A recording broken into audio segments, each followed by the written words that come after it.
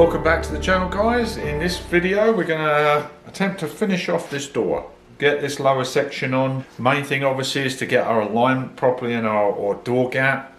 So I will be remounting this on to make several checks, you know, been running it through my head, the process of what I'm going to do.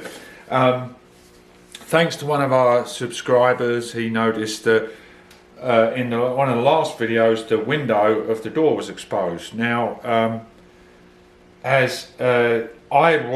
kind of heard of it before, but I must admit it slipped my mind that when you're welding or grinding around the glass, you can certainly damage the glass, create pits in it. It's happened in my camera lens. You probably can't see it, but there's a pit in the camera lens. So I thought, oh God, I've got to check that. So I came in, I cleaned the glass.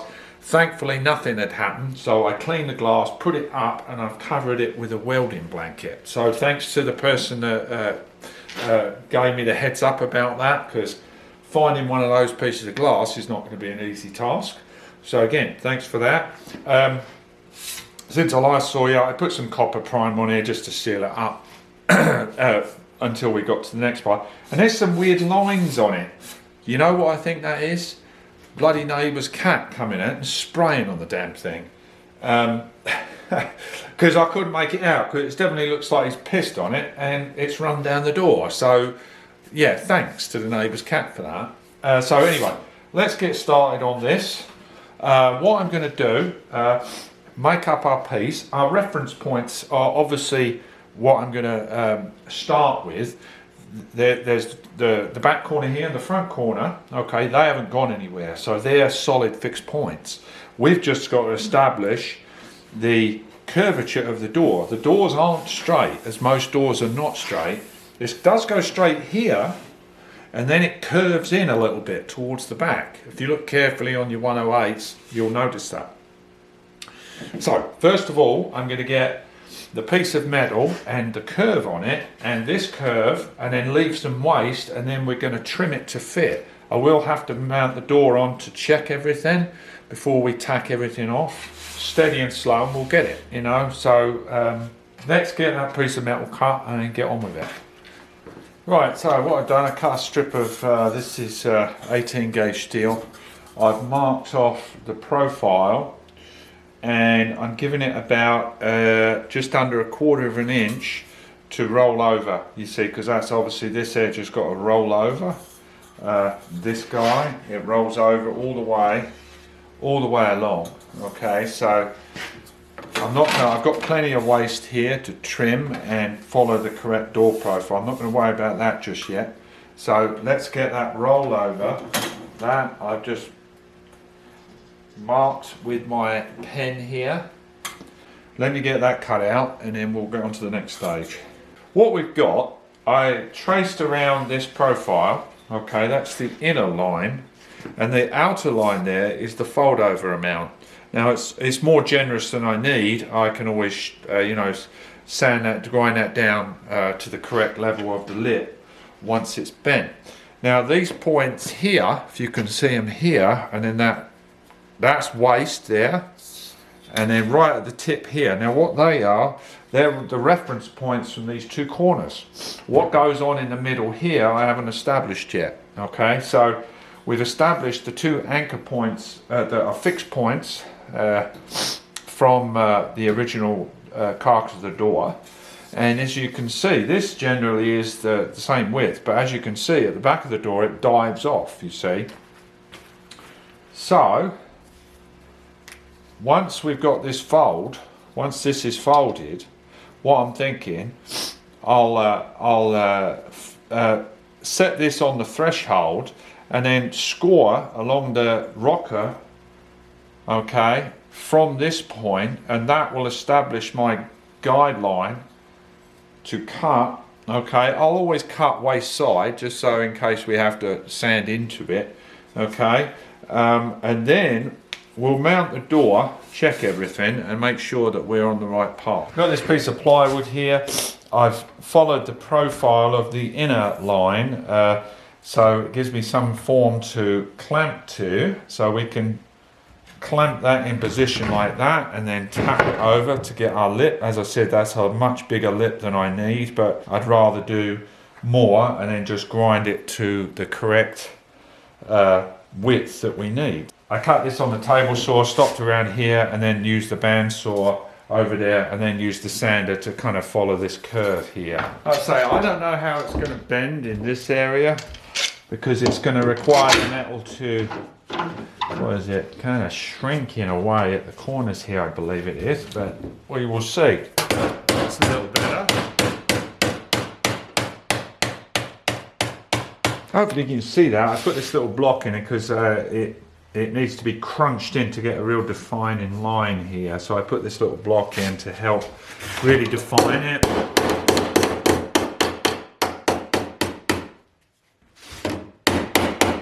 Oh, it seems to be coming along all right. I've added another few clamps here to really hold it tight. I'm just going to refine this corner.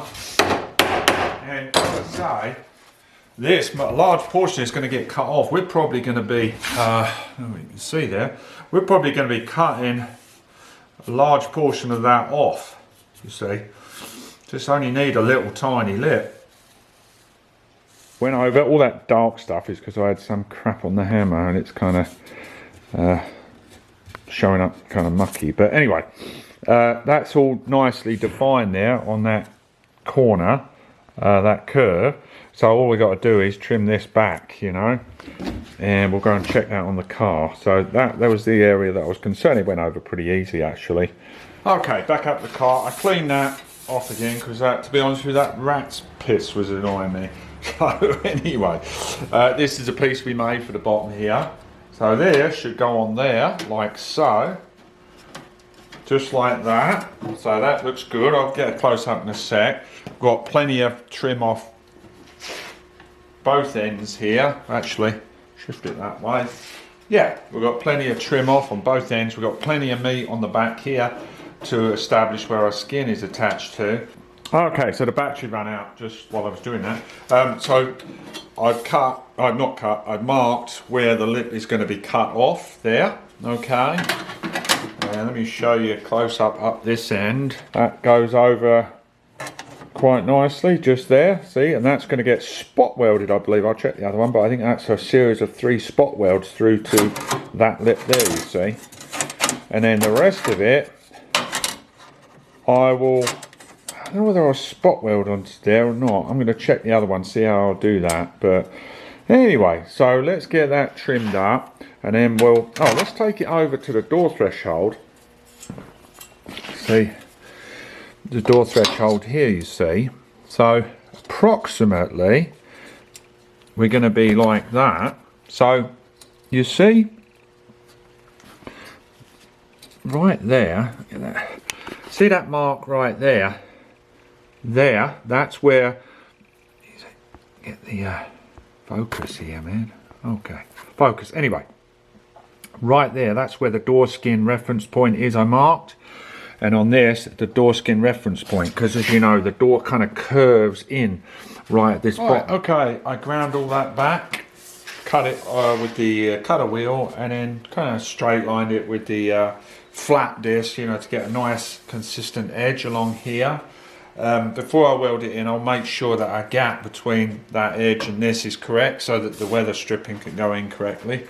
Now I'm going to make sure that's referenced here. Then I'm going to cut this now and make this good at the end here so we can make it go as far away this way as possible so we know we're good, if that makes sense. And then we can mark our reference to the outer body on this corner and the other corner and triple check it, and then probably mount the door and make sure those are correct and that everything looks good, because obviously we don't want to get a situation where we're using loads of filler and all that crap, you know.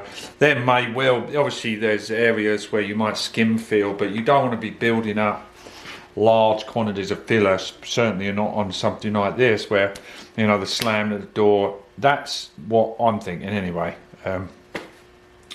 So get it as close as darn it, and then you're good to go. So that's clamped off. Let me mark that end. Okay, I've roughly cut it in, and it's clamped at the other end. So what's nice is that I can lift it, sand it, lift it and fit it just like this. So this shouldn't take very long at all.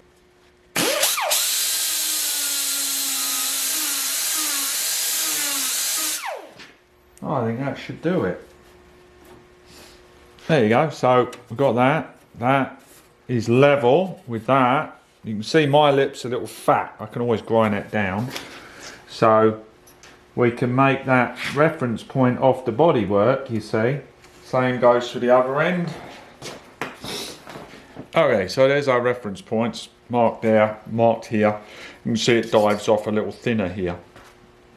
We set that in there, you see. See, I'm lining my reference points up to the bodywork.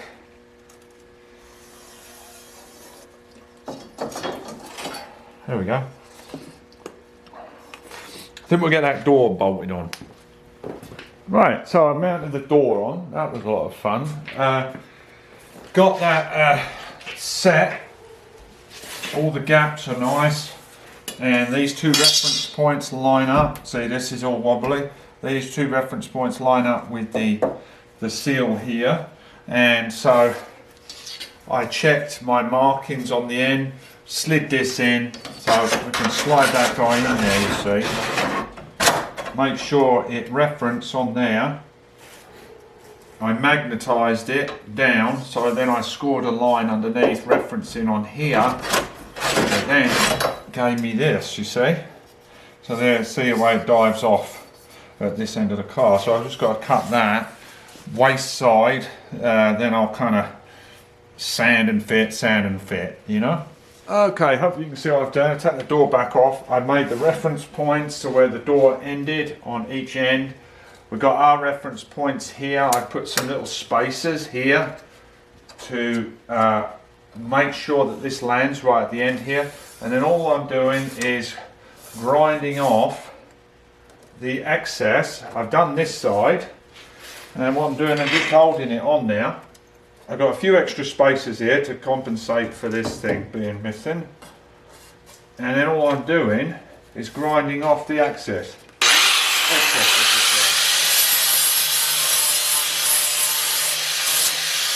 What's called a storyboard, essentially.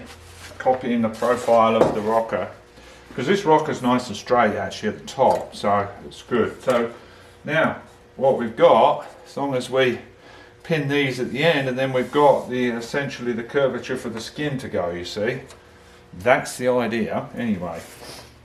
Right, now I've clamped that in place up here. We're good on here, we're good at the end here where we cut our mitre, and now the skin can just follow the contour of our patch there, you see. Looking pretty good actually. I've been brainstorming the best approach to this, so you know, this might be a wrong way of doing it, and you more experienced body guys might have said, oh, you should have done it a different way, but this seems to be working, and everything's lining up. We've got a nice straight channel for the rubber seal. So, and yeah, okay. Right, so we've got it all clamped back in place here. Got a few holes here to spot weld through to that inner rib, and then the holes here, a little bit of a spot hole here. My drill was too big, so I went to the smaller one, but that's all right. I'm just going to put some tack welds on this corner edge here, and then up here, and then work our way, bringing the skin into the patch.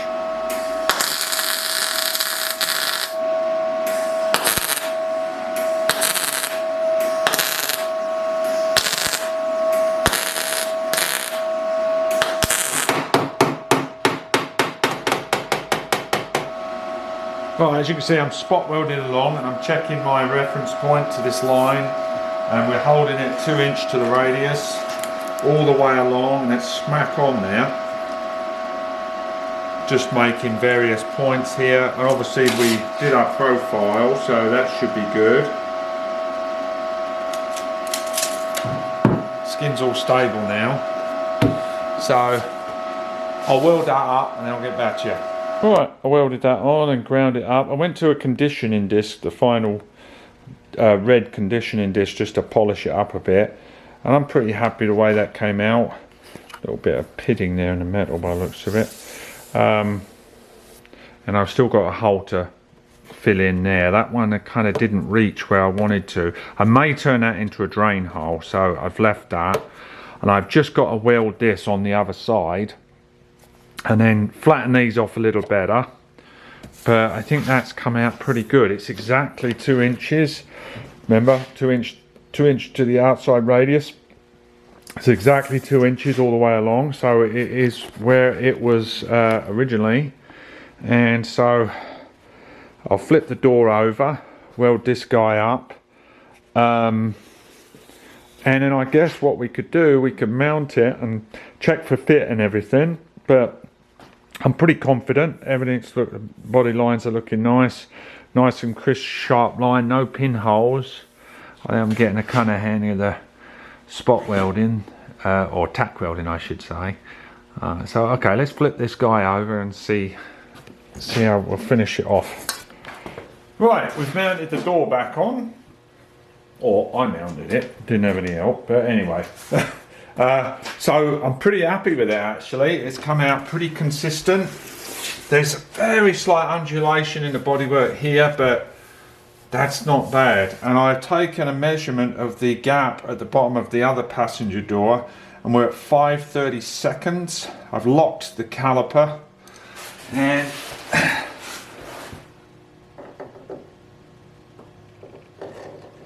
there's a tiny little play there. That's pretty much spot on. That's a little tight there. I could probably go up a little bit there. But overall, that's real nice there. That's all just perfect. I'm just a little loose here. But overall, I'm very happy with the way it looks. It looks consistent. Once that trims in and kind of essentially frames this area, I think it'll be nice. We're consistently 2 inches off of this. I think we've got a few bumps and stuff in, you know, there's probably some filler and stuff in this rocker. We'll work on that. But I'm very happy. It sights nicely down the edge. It closes and opens and closes nicely. All solid. Nice and solid. So I'm not going to film the next bit. All I've got to do is drill the drain holes. I'll just copy what's on the other door and do a couple of holes next to each other, and then elongate them out with a Dremel or something like that. I didn't drill them before because I'm thinking that's going to make the areas a bit thin for welding and getting blow through. So I've saved the drain holes till last. So I'm very happy with the way that is. I'll give you a closer look. Now this gap is a little tighter even on the other door, and then when it goes below it widens just a little bit, but you can see we're pretty good. See, there's my mark where I marked when I had the door on, but I'm pretty happy with that. And see if I can show you underside. I don't know whether you can even see it. But anyway, it looks good.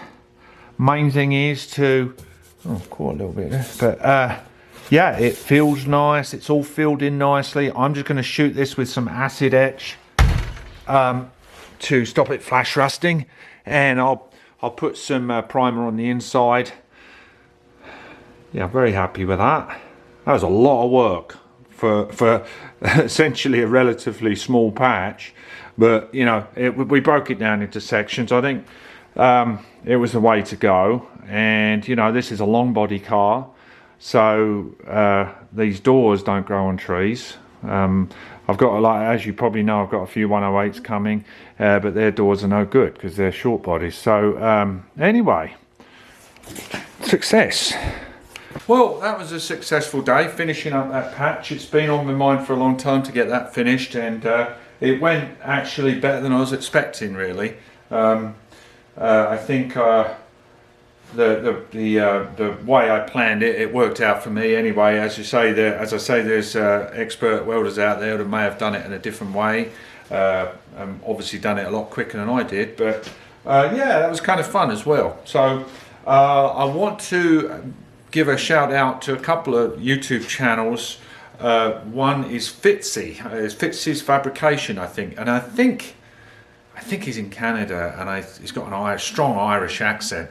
Sounds Irish, so no offense if he's not Irish, but anyway, lovely bloke, does some really good videos, really good tips, and he's helped me as far as kind of figuring out the path of how to go about patches like this. And also there's another bloke, Trev's blog on YouTube, wonderful guy, he's from England, does some amazing bodywork skills. He's working on an old Bedford van, so if you want to check those out, really nice channels, you know, with a lot of good information.